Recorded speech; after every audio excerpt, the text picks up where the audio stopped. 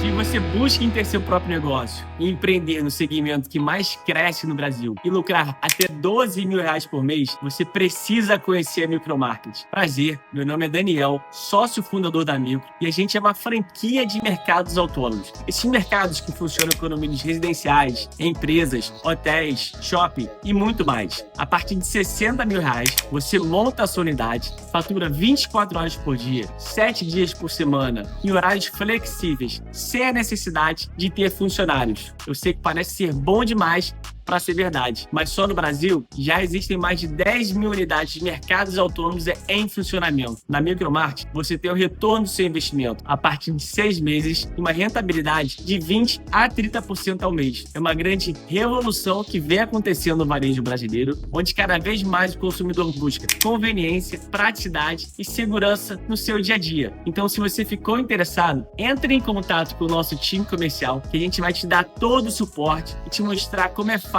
empreender com a Micromarket. Eu espero vocês. Forte abraço. Salve, torcedor vascaíno! Muito bom dia! É um prazer estar com você por aqui em mais um Acorda Vascaíno, dia de jogo do Vasco. Antes de eu começar a minha resenha por aqui, eu preciso deixar aquele recado. Aqui a gente fala de Vasco, mas também traz novidades, e essa é grande. A 7kBet entrou em campo com o canal para elevar o nível da diversão e da confiança. Quer vantagem? Tem muitas. Super odds, saque instantâneo, cashback de até 25%, jogos variados e suporte 24 horas. É tudo transparente e seguro, do jeito que o vascaíno merece. Mas fica atento, só para maiores de 18 anos e sempre com aquela responsabilidade. Quer conhecer? Passa o seu celular aí nesse QR Code que está na sua tela e descubra o mundo da 7kBet.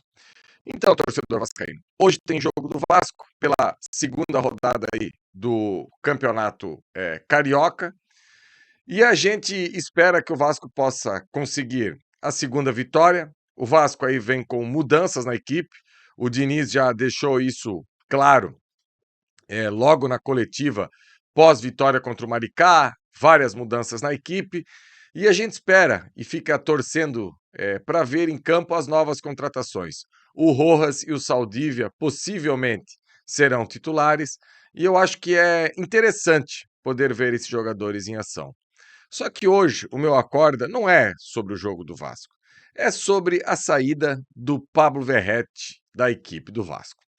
E você acompanhando nas redes sociais aí nos últimos 4, 5 dias, aliás, essa novela até demorou um pouquinho mais, eu percebo que tem muito torcedor do Vasco que não suportava mais ver o Verrete com a camisa do clube, e tem muito torcedor do Vasco que ficou órfão com essa saída do Verrete.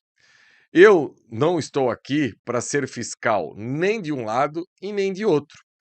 Agora, eu vejo razão dos dois lados. Por isso que eu fiz essa capa de hoje do Acorda Vascaíno.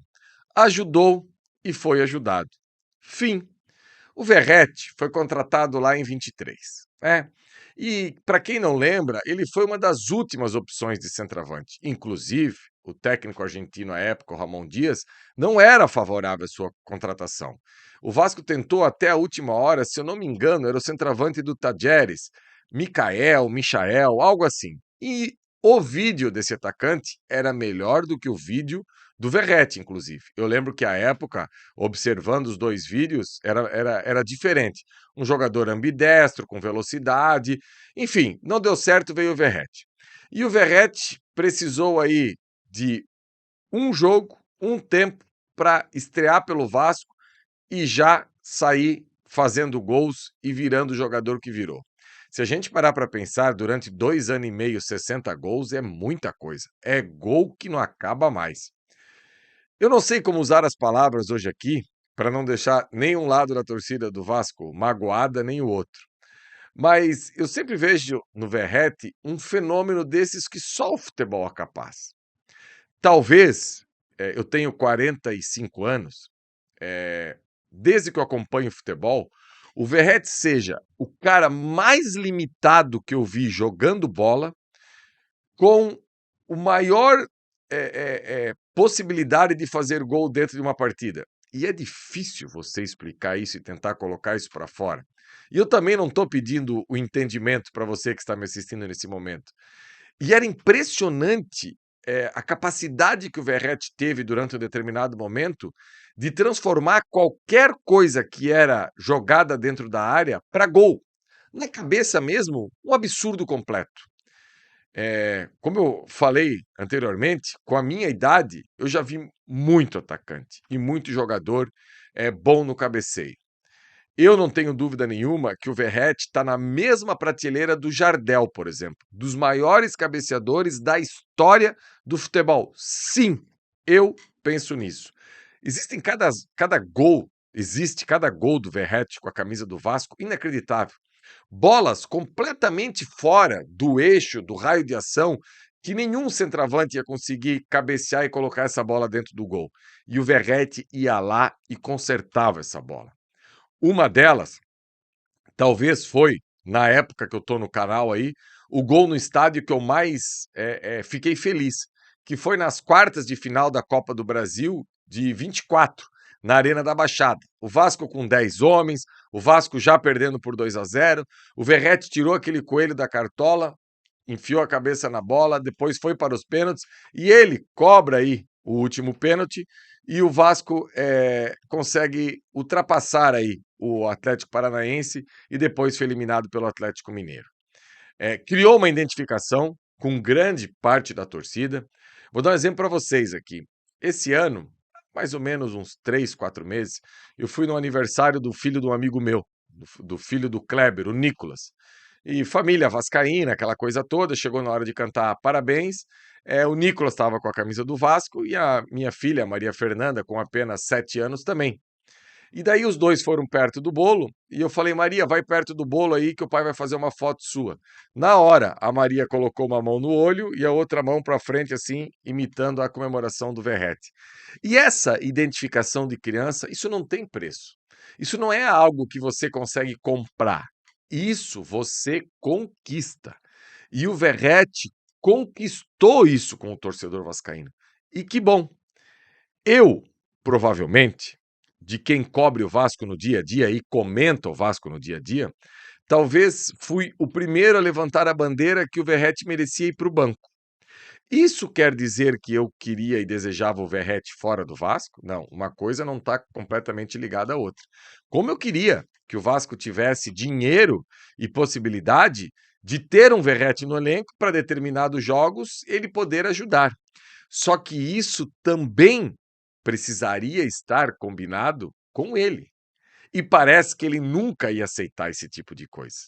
É muito público e notório que todas as vezes que o Verratti foi para o banco, foi substituído, ele deu um jeito de criar um clima desconfortável. Isso não sou eu que estou falando. As imagens falam por si. Inúmeras vezes arremessou chuteira, chutou água, jogou a bandagem no chão, saiu sem falar com ninguém. E, assim, eu entendo a vontade de estar dentro de campo, mas também entendo que existe um comando que precisa ser respeitado a partir da hora que o treinador imagina um outro tipo, um outro modelo de jogo em que o Verratti não é mais o protagonista. A única coisa que eu não concordo, e daí desculpa você que está daí do outro lado, que você acha assim, que o jogo do Diniz matou o Verratti. O Diniz não soube potencializar o Verratti. Não, não, não, desculpa. Eu até usei um termo forte no nosso grupo do WhatsApp ontem, depois até me arrependi, porque eu li lá que o Diniz é o culpado pela saída do Verratti porque ele não soube tirar o melhor do Verratti. Olha, vou falar um negócio para você. Eu brinquei com eles. Depois de Maria amar Jesus na cruz, foi Diniz que amou o Verratti. Porque o Diniz tentou de tudo para ter o Verratti goleador. Tudo. Até abrir mão da característica do jogo do Diniz, ele tentou. Sacou do time. Aí teve aquela vitória apoteótica contra o Santos. 6. Se teve um injustiçado nessa história toda, se chama David. Mas isso é um papo para um outro momento. No jogo seguinte, jogo contra o Juventude, em Caxias do Sul. O Vasco perde. Próximo jogo, jogo em casa contra o Corinthians. Primeiro tempo, o Vasco está perdendo. Sai o Tietê machucado. Quem entra? Verratti. Ou seja, o Diniz não podia ver uma brecha assim, ó. Ele já fazia a questão que o Verratti estivesse dentro de campo. Só no final da temporada, com a troca do Rayan de posição e principalmente com a chegada do Andrés Gomes, o Diniz aí conseguiu cacifar e sacar o Verratti do time. E mesmo assim, num momento específico, o Verratti foi importantíssimo, que foi na virada contra o Fluminense. Só que tem um outro lado da história aí, torcedor. O Verratti, quando chegou no Vasco, o salário dele na Argentina, na época, eu lembro que foi noticiado, era menos de 3 dígitos. E o Verratti sai do Vasco ganhando um salário gigantesco. No futebol argentino, dificilmente ele ia receber isso. Iria receber isso se estivesse jogando aí por Boca e River, e olha lá, pouquíssimos jogadores hoje desses clubes recebem esse salário. Só que assim, ele saiu de um salário de Série B do Campeonato Brasileiro para um super salário por méritos dele. Só que o Vasco ajudou ele e ele ajudou o Vasco. E tá tudo certo. Que ele seja muito feliz no Cerro Porteño. Eu nunca torci para um clube paraguaio na minha vida para absolutamente nada. A partir de hoje, todo jogo que o Cerro Porteño estiver envolvido, eu quero que o Cerro vença com um gol do Verratti. Agora, o que eu não posso acreditar é que o Vasco não vai conseguir no mercado alguém que possa suprir essa demanda do Verratti.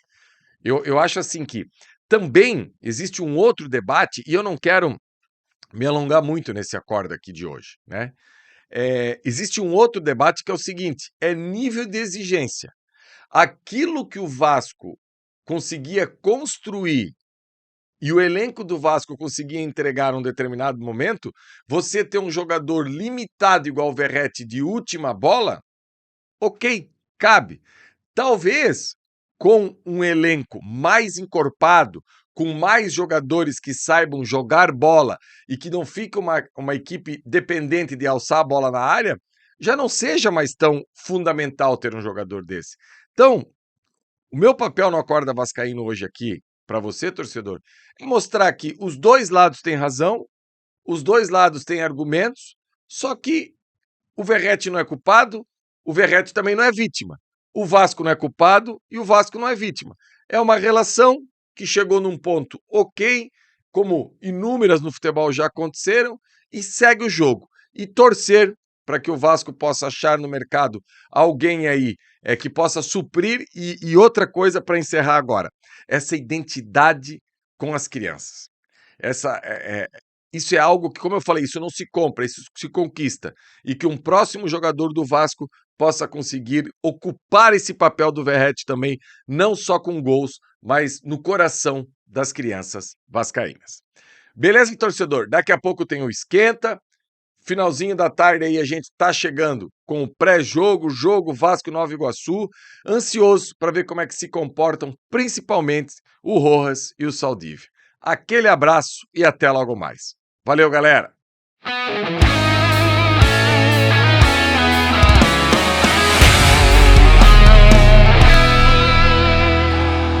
Para Roberto Dinamite, sozinho! Atenção! Vai enfiar! Gol!